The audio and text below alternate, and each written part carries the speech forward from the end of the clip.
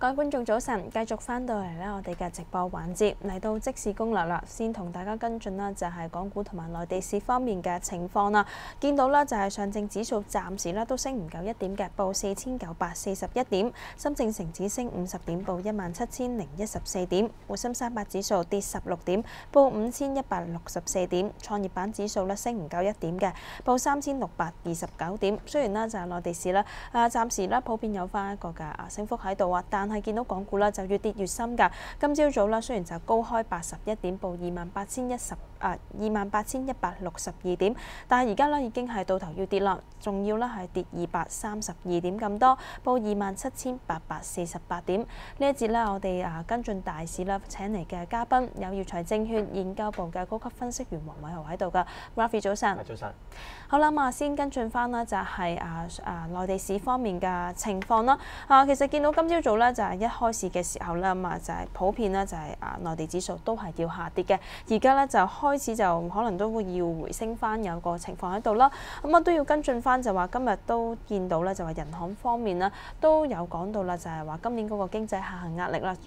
再度咧係即係個壓力係加大嘅，而且咧就話即係資本流動性嘅唔確定性啦，就係加大咗啦，同埋外需嘅回升咧相對咧都係有限啊等等嘅一啲不利因素啦，仍然左右住咧就話內地嗰個經濟增長嘅。而家點樣睇翻咧就話經濟增長啦，同埋啦，如果佢又再一次咧出嚟講到話經濟下行嘅壓力加大嘅話，係咪都可以再次就係憧憬翻咧嚟緊有更多嘅放寬措施咧？嗱係，如果咁樣睇啦，其實你話即係今日嚟講，咁啊雖然見到內地個市咧就反覆緊啦，咁啊都叫微升緊3點度啦上證，咁啊今朝都叫跌過，即係無論你話反反覆覆嚟計咧，就見唔到早兩日嗰啲嘅大升意味存在住。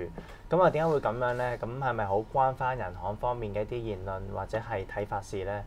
當然我覺得唔多唔少可能借住呢個因素令到市係反覆下啦，或者高位整固下啦。咁但係就見到人行講嘅一啲即係嘢啦，不論你話個經濟前景啊，或者係貨幣政策嘅取向等等嚟計咧，其實呢啲都係一啲所謂舊調嘅即係舊聞嚟嘅，即係大家都知嘅一啲事實啦。甚至乎其實你估人行唔講，或者個別官員唔講，係咪等於大家對內地經濟睇法會樂觀翻咧？其實一定唔係，因為其實你睇到實質數據都可以見到啲端倪，就係內地經濟即係表現啦，的確明顯係放緩緊。咁呢個係一個事實。咁所以其實你話講唔講呢啲嘢對個市係咪好大影響性咧？咁我覺得又唔算係，只不過真係叫借個勢，而係叫做有啲嘅即係喐動喺度咯。咁所以呢個的確係構成今日嚟講，可能內地市比較反覆嘅一個即係主因。咁但係我覺得另一邊廂嚟計咧，其實反而幾關翻就係咧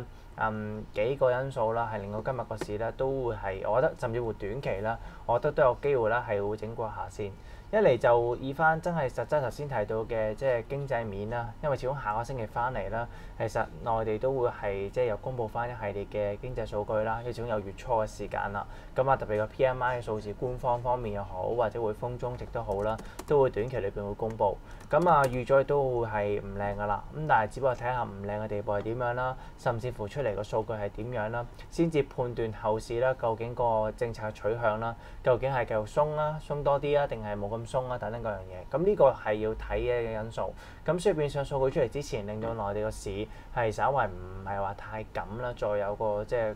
大升意味咧，其實就都正常嘅。咁而且以嚟啦，始終成個內地市喺即係由上個星期五收市後講咗中港兩邊基金嚟緊互認之後啦，到禮拜一翻嚟，禮拜二翻嚟，連續2日夾升咗成幾百點嘅話啦，咁其實短期嘅升幅真係都好多。咁面上而且成交亦都好大，咁亦都就住咁大嘅升勢、咁大嘅成交或者係咁即係叫熾嘅氣氛啦。咁亦都見到內地個別券商咧，其實開始咧又有少少咧就做市上升到啲水位之後啦，去到調整翻佢哋嗰個兩融嘅一個即係比例啊，咁都收緊翻少少。咁呢個收緊唔係證監出嘅，咁係只個別券商因為風險調控方面咧就自己係調節翻。咁但係始終你一有調節嘅時候，即係意味住可能之前嘅兩融不能夠係以前咁叫做放得咁誇張嘅話啦，咁自然令到市又再係辣一辣啦。咁所以變相種種因素加埋啦，咁都令到內地嘅市咧，我覺得短期的確有機會啦，係會係反覆。咁但係當然你話以翻上證指數嚟講話啦，咁今日最高就4954啦見過，咁而琴日最高就4958，咁其實都係爭4點度。咁而如果以翻即係呢2日嘅高位嚟講啦，對比大家成日講嗰個5000嘅關口咧，咁其實爭40零點。咁當然我覺得唔難見到嘅，即係要見5000咧，其實機會上我相信就唔係話太難，亦都唔係咩大嘅一啲阻力位。咁但係只不過就見完之後，究竟能唔能夠再上，定係會係有個調整咧？咁我覺得呢個係要留意嘅地方。兼且後邊嚟計，除咗頭先講嘅數據等等嗰樣嘢比較短期啲之外啦，更加下個星期其實都再講多少少，就有個 IPO 重啟因素，有新一批有23隻，咁亦都預期翻個別嘅券商啦，估計動資成超過8萬億。咁而且過埋呢一關之後咧，到6月9號翻嚟啦，又有 MSCI 嘅一個即係叫做調整，咁睇下有冇納入 A 股入去裏邊。咁變咗好多因素，其實嚟緊呢個零兩個禮拜都需要留意嘅。咁所以暫時嚟計啦，當然上面頭先提到啦，睇翻5000關口。咁而下邊嚟講啦，如果假設試完5000能夠企得穩嘅，咁當然我覺得有機會繼續揾高位。咁但係調翻轉講咗試完5000就即刻所謂嘅少少爆或者係企唔穩嘅話啦，咁我覺得調整嘅空間係需要有嘅。咁而下邊嚟講啦，咁我覺得反而睇低多少少啦，大概4800點附近度啦。咁我覺得做翻初步嘅支持啦。咁如果能夠企得住嘅時候咧，咁我覺得情況上講咧又唔算話太過壞住咯。好啊，唔該晒咧 Ravi 同我哋跟進內地市方面情況啦。另外要講埋就係港股方面啦，其實個走勢就截然不同啦。見到啦除咗今日即係高開81點之後啦，而家到跌緊咧就係跌288點添嘅啦，跌幅超過1%啊，報27,789點啊，一開始咧就已經係開始跌穿翻就係28,000點呢一個嘅關口啦。另外其實睇翻咧就話即係成交方面咧，其實由星期二翻嚟咧，因為有基金互認方嘅呢一個嘅利好消息，再加上呢就係內地市咧就係繼續破頂嘅情況啦，都見到港股咧喺星期二復市翻嚟就有翻個即係追落後嘅情況啦。咁升完一日之後咧，其實見到就開始要跌翻落嚟啦，似乎嗰個利好因素或者消息咧係咪都降咗溫呢？成交上面咧都見到就即刻有翻個收窄啊。咁港股今日嗰個表現咧，會唔會繼續咧都係要係向下咧？嗱係，其實如果以翻港股嚟講啦，咁我覺得暫時都係真係一樣反覆住啦，或者反覆得嚟咧都稍為叫做有機會再下試多少少水位啦。咁啊當然唔係話叫淡嘅，咁啊因為始終大家對即係成個後市嘅大方向啦，我覺得睇法上就唔悲觀。一嚟就內地市預咗都會係強啦，二嚟就亦都好多唔同嘅政策啦，都覺得嚟咗好多錢咧都會係所謂南下嚟港股裏邊。咁不論頭先講嘅中港兩邊基金互認啦，或者呢刻講緊嘅 QD2啦等等各樣嘅嘢啦，咁相信都會令到就係港股無論個氣氛、成交錢各樣嘢啦，都有機會係多落嚟。咁我覺得呢啲因素咧，其實就唔係話曳嘅，再今日深港通嘅憧憬添啦。咁但係當然你話呢啲因素就我覺得的確係一個比較中性啲嘅樂觀睇法啦。咁但係短期嚟講啦，我覺得的確有機會係稍微叫做頭先提到啦，可能下試翻。因為始終頭先即係講內地市嘅時候都講到一點啦，就我覺得下星期翻嚟咧都比較多因素係留意翻之餘啦，更加可能都偏向少少係淡啲嘅一啲因素。咁所以都有機會即係令到個港股咧都可能係再下試都唔奇。而且嚟啦，以翻呢個禮拜二翻嚟之後咧，雖然有中港兩邊基金互認曾經令到係夾升過上去，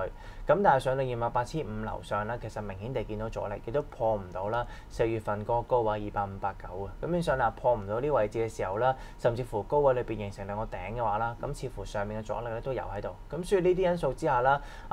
破唔到又有阻力嘅話，咁自然一定係要掉頭落㗎啦。咁但係只不過我覺得就睇法上唔係差嘅時候啦，我覺得落嘅幅度唔多嘅。咁有機會喺今日借住期結因素之下啦，可能稍微試一試翻27,800呢啲邊位叫做係收一收結啦。咁我覺得有機會，如果278呢邊位結完之後咧，其實就即係